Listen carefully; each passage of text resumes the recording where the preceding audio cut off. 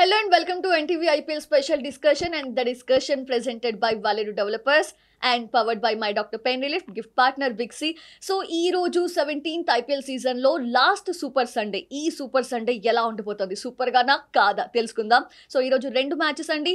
First match SRH versus Punjab and the second match RR versus KK. So ఎలా ఉండబోతోంది రెండు matches కూడా.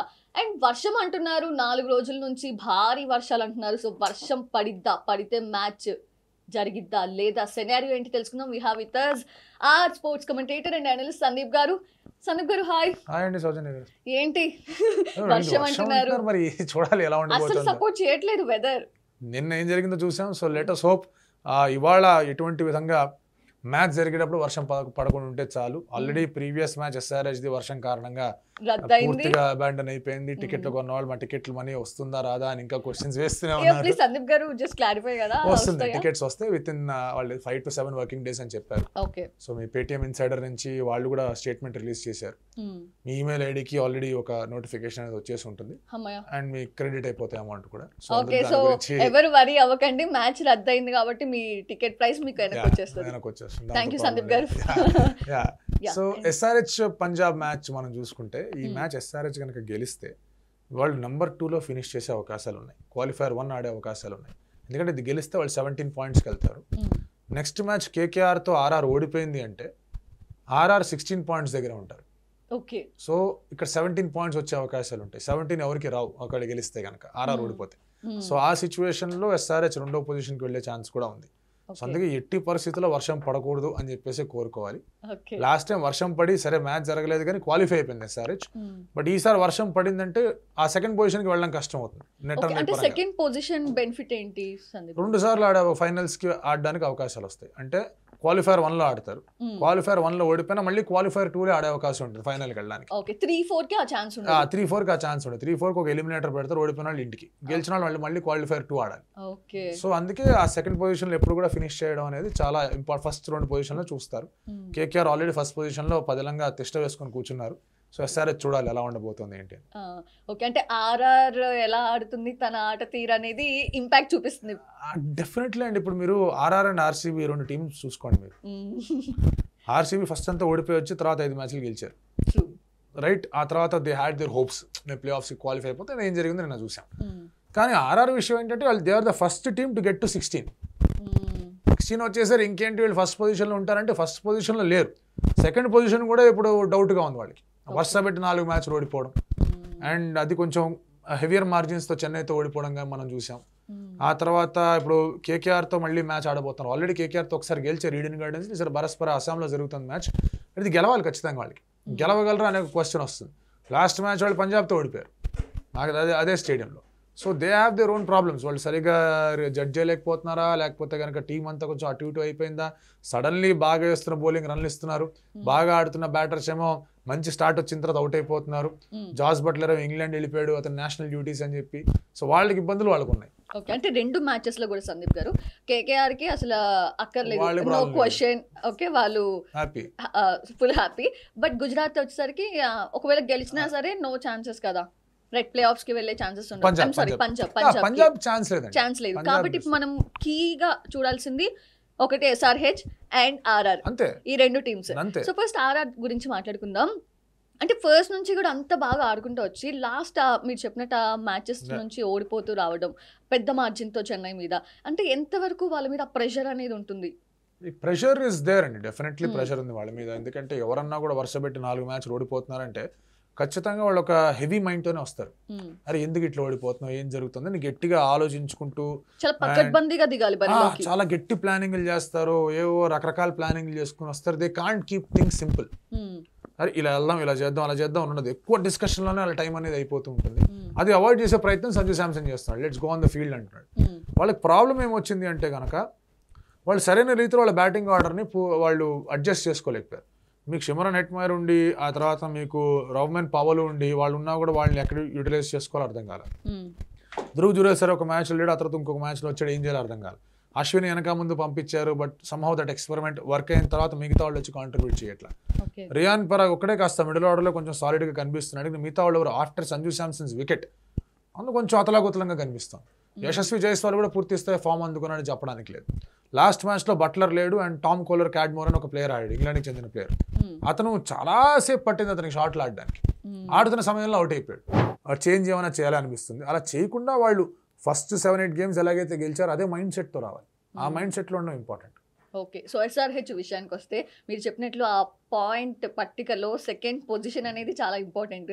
అందరూ కూడా దానికోసమే వెయిట్ చేస్తూ ఉంటారు కాబట్టి. సో అంటే ఎంత పక్కా ప్లాన్తో దిగబోతోంది SRH అంటే ఏం చెప్తారు?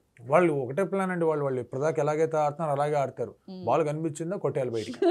అది స్టేడియం దాటించాలా లేకపోతే గ్రౌండ్ దాటించాలా అనేది బ్యాట్స్మెన్ మీద వదిలేస్తున్నాం. బాల్ క్లాస్ అని అదరగొడతాడు, హెడ్ అదరగొడుతున్నాడు. అక్కడ అభిషేక్ శర్మ చితక బాగా చేస్తున్నాడు. ఆ తర్వాత ఇప్పుడు గ్లెన్ ఫిలిప్స్ రావాలి అని చెప్పేసి కూడా అనుకుంటూ ఉన్నారు. ఎందుకంటే ప్లే ఆఫ్స్ లో he can make a crucial difference. Spin ని బాగా ఆడగలడు. ఒకవేళ స్లో ట్రాక్ వచ్చిందంటే అతను బాగా ఆడతాడు. చెన్నైకి ఫైనల్స్ దాకా వెళ్లాల్సి వచ్చిందంటే అక్కడ కూడా బాగా ఆడతాడు. కాబట్టి క్లాసన్తో పాటు ఫిలిప్స్ కూడా రావాలి. మాక్రమ్ ప్లేస్లో ఫిలిప్స్ రావచ్చేమని అనుకుంటూ ఉన్నారు. అండ్ లేదంటే కనుక మీకు ఒక విజయకాంత్ వియాస్కాంత్ అని ఒక స్పిన్నర్ వచ్చాడు, శ్రీలంకన్ స్పిన్నర్. అతని ప్లేస్లో మయాంక్ మార్కండేని తీసుకొచ్చి ఇక్కడ మనం గ్లెన్ ఫిలిప్స్ని కూడా ఆడిస్తే బాగుంటుందని చెప్పేసి కూడా ఆలోచన ఉంది. సో వాళ్ళకి ఏంటంటే మీకు మల్టిపుల్ కాంట్రిబ్యూటర్స్ ఉన్నారు SRH. సరే మీకు అభిషేక్ శర్మ, ట్రావిస్ హెడ్డే గట్టి కనిపించిన మీకు క్లాసన్ 3 మ్యాచ్లు చాలా బాగా ఆడాడు. మీకు నితీష్ కుమార్ రెడ్డి 2 మ్యాచ్లు బాగా ఆడి గెలిపించాడు. షాబాజ్ 2 మ్యాచ్లు బాగా ఆడాడు.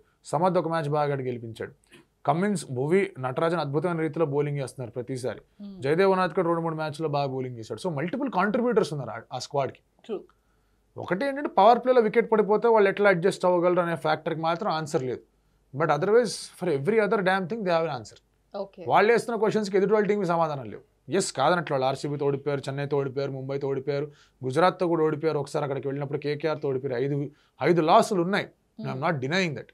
కానీ వాళ్ళు టఫర్ గేమ్స్ కూడా గెలిచారు. ముంబై మీద చాలా గట్టిగా గెలిచారు, ఆర్సీబీ మీద బాగా గెలిచారు. ఆ తర్వాత చెన్నై మీద ఇంకా అద్భుతంగా గెలిచారు. ఆర్ఆర్తో 1 పరుగు తేడాతో గెలిచారు. ఆ 1 పరుగున కొట్టుంటే చాలా క్లిష్టమైన పరిస్థితుల్లో SRH ఉండేది వాళ్ళ.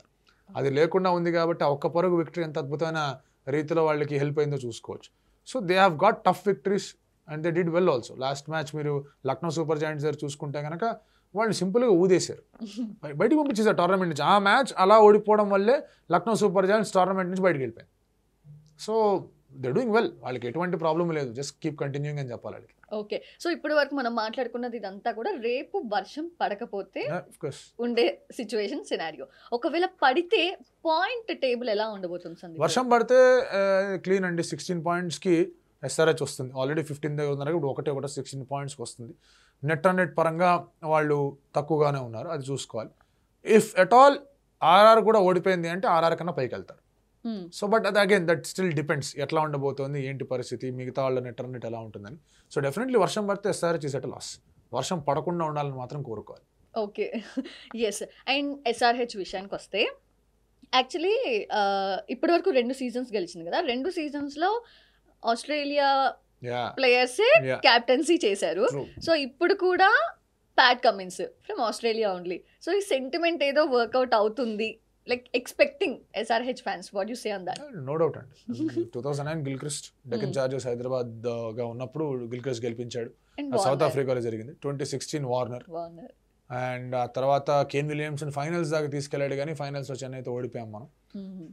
బట్ అదర్వైజ్ మీరు చూసుకుంటే కనుక ఆస్ట్రేలియన్ క్యాప్టెన్స్ వచ్చిన తర్వాత వాళ్ళు కూడా బాగా పర్ఫామ్ చేశారు. It is not that other మిగతా టీమ్నే మోటివేట్ చేశారని కదా, వాళ్ళు బాగా పర్ఫామ్ చేశారు. గిల్క్రిస్ట్ వాజ్ వెరీ గుడ్ 2009 సీజన్లో. ఆఫ్కోర్స్ హర్షల్ గేబ్స్, రోహిత్ శర్మ వీళ్ళందరూ మంచిగా కాంట్రిబ్యూట్ చేశారు. ఆర్పీ సింగ్ వీళ్ళందరూ ఉన్నారు ఆ టీంలో. 2016లో it was more of a Warner's 1-man show అని చెప్పాలి. అటు వార్నర్ అండ్ ఇటు భూవి వాళ్ళిద్దరే they were severe match winners. Crucial contribute Moises Henriques నుంచి వచ్చింది, యువరాజ్ సింగ్ నుంచి వచ్చింది, వాళ్ళ దగ్గర నుంచి వచ్చింది కాదనట్లేదు, కానీ వీళ్ళిద్దరే ముందుండి నడిపించిన టీమ్గా తయారైంది. కేన్ విలియమ్సన్ 2018లో ఆడినప్పుడు కూడా it was more of a 2-man show. అది Kane Williamson and Bhuvneshwar Kumar. ఇప్పుడు ఇక్కడికి వచ్చేసరికి ఇట్ ఈస్ నాట్ 1 or 2, 7-8 మంది మ్యాచ్ విన్నర్స్ ఉన్నారు. So that's a big change SRHలో. అండ్ దానివల్ల ఏమవుతుందంటే కొన్నిసార్లు you go over aggressive.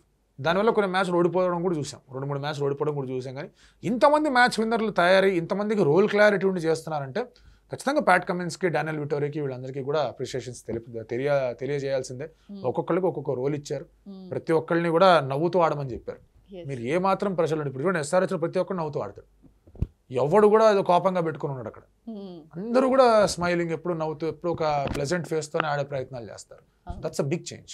Okay, ఇప్పుడు విలియమ్సన్ అన్నారు కాబట్టి నాకు గుర్తొచ్చింది. ఇప్పుడు కావ్య కావ్య విలియమ్సన్ కలుసుకున్నారు లాస్ట్ మ్యాచ్ లో అండ్ హగ్ చేసుకున్నారు. సో ఆ మూమెంట్ అంటే ఇప్పటి వరకు జరగలేదంట కదా, అది కావ్య సైడ్ నుంచి. విలియమ్సన్ అండ్ SRH మేనేజ్మెంట్ ఎప్పుడు కూడా బ్యాడ్ రిలేషన్స్ వల్ల విడిపోలేదు. వార్నర్ తో దే హ్యాడ్ అన్ ఇష్యూ, అది వాళ్ళు బయట పెట్టట్లేదు, but there is a severe issue with Warner. అంటే వార్నర్ వీళ్ళు బ్లాక్ చేశారు, అది చేశారు, ఆ స్థాయి దాకా వీళ్ళు వెళ్ళారంటే అక్కడి నుంచి కూడా ఏదో ఒకటి ఉండే ఉంటుంది. ఎందుకంటే కేన్ తో చాలా బాగున్నారు. సో వార్నర్ తో అలా ఎందుకు అయింది అనేది ఇంకా వదిలేద్దాం అక్కడ. But Warner did great service to SRH, అందులో there is no denying the fact. SRH ఒక బ్రాండ్ వాల్యూ కానీ ఒక ఫ్యాన్ ఇదికి తీసుకొచ్చిన దాంట్లో వార్నర్ పాత్ర ఉంది. బట్ నిన్న క్లియర్గా కావ్య అండ్ కేని కలుసుకుంటే అర్థమవుతుంది దట్ ఆ ప్లేయర్స్ అందరూ ఎంత ఇదిగా ఉన్నారు, ఒక ప్రొఫెషనల్ అట్మాస్ఫియర్, బాండ్ అనేది ఉంది. And they will definitely want to get Kane back. అంటే ఆయన టీం ఓడిపోయి ఇంటికి వెళ్ళిపోతున్నా సరే, లైక్ SRH ఈ పొజిషన్ లో ఉంది కాబట్టి హగ్ ఇచ్చారనుకోవచ్చు. కేన్ విలియమ్సన్ జస్ట్ కేమ్ వాళ్ళందరితో మాట్లాడడానికి వచ్చారు. Kane Williamson is one of the nicest cricketers. ఎందుకంటే టీం ఓడిపోయిన 2019 వరల్డ్ కప్ లో చూసాం, ఫైనల్లో ఒక రూల్ కారణంగా ఓడిపోయారు వాళ్ళు. రన్స్ కారణంగా, వికెట్ల కారణంగా, రూల్ కారణంగా ఓడిపోయారు. ఆయన నవ్వుతూనే ఉన్నాడు, ఆయన చాలా బాగా మాట్లాడుతూ వచ్చాడు. మనందరం కోపం వచ్చేసింది, ఇదేం రూల్ రాని. అతను వచ్చి మా అందరికి రూల్స్ చెప్పారు, మేము ఒప్పుకున్నాం, మరి ఇంకేం చేస్తాం అన్నాడు. So he's different level. అతని కూల్ ఇది కానీ అతని డిమీనర్ చాలా అద్భుతంగా ఉంటాయి. And it's nice of him. Fans అందరూ చాలా హ్యాపీ ఫీల్ అయ్యారు ఆ రోజు. మ్యాచ్ జరగలేదు అని చెప్పేసి బాధపడుతున్నా కేన్ విలియమ్సన్, SRH మేనేజ్మెంట్ వీళ్ళందరూ కలుసుకోవడంతో ఫ్యాన్స్ ఫెల్ట్ వెరీ హ్యాపీ. ఇప్పుడు కూడా కేన్ మామానే పిలుస్తారు కదా, కేన్ విలియమ్సన్ అంటే కేన్ మామా.